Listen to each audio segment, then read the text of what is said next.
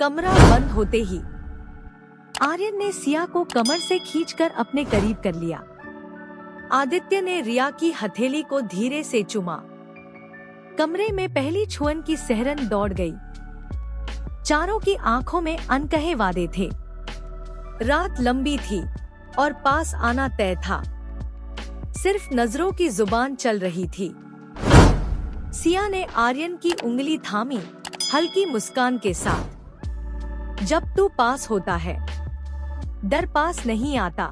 रिया आदित्य की ओर बढ़ी, पीछे से उसकी गर्दन पर हाथ रखा। उसने धीमे से कहा, आज तुझे महसूस करना है पूरी तरह। कमरे में शब्द नहीं थे, सिर्फ धड़कनों का संगीत था। हर जोड़ी एक ही ताल में चल रही थी। आर्यन ने सिया के कान में कहा, तेरे बालों से तेरी उंगलियों तक सब कुछ चाहिए, पर जब तू कहे।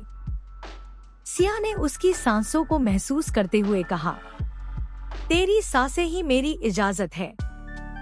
रिया आदित्य की बाहों में सिमट गई। बोली, अगर ये पहली बार है तो सबसे आखिरी भी होनी चाहिए। आदित्य ने उसके लबों को छुआ। तेरे शब्द भी मुझे छू जाते हैं। आज तेरे जिस्म की बारी है।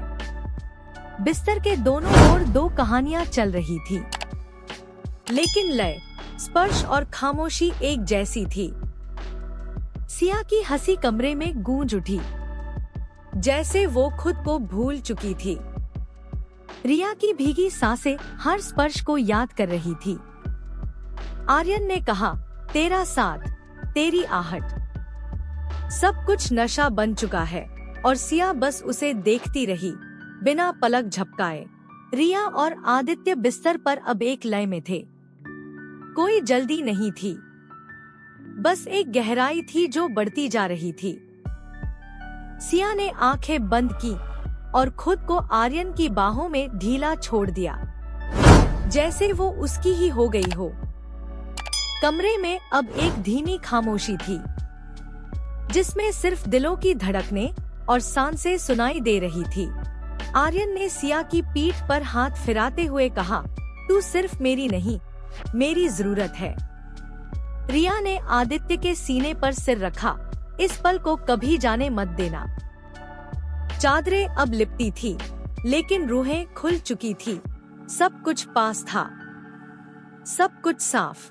कमरे का तापमान नहीं बदला था, लेकिन अंदर की आग सब महसूस कर सकते थे। सिया, तेरा छूना मुझे पूरा कर देता है, जैसे और कुछ नहीं चाहिए। रिया, कोई मुझे इतनी गहराई से जान सकता है, यकीन नहीं होता। चारों थक चुके थे, पर एक सुकून था। अधूरा कुछ नहीं रहा। आर्यन ने सिया को चूमते हुए कहा, अगर ये ख्वाब है तो मैं जागना नहीं चाहता। आदित्य ने रिया की उंगलियां चूमी। तेरी हर बात अब मेरी आदत है। अब लफ्ज थक गए थे, लेकिन इमोशंस अभी जागे थे। धीरे धीरे सब शांत हुआ, मगर दिल अब भी तेज धड़क रहे थे। आर्यन, तू मेरी हो, आज भी, हमेशा भी।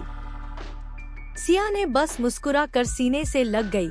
उसका जवाब साफ था, आदित्य, तू एक रात नहीं, मेरी हर सुबह है। कमरे में चुप्पी थी, लेकिन मोहब्बत की गूंज थी। पहली किरण खिड़की से आई और सब अब शांति में थे। सिया, शायद पहली बार है जब मैं पूरी महसूस कर रही हूँ। रिया, अगर ये पागलपन है तो मैं इसमें रहना चाहती हूँ। आर्यन ने चादर और सिया दोनों को और कस लिया।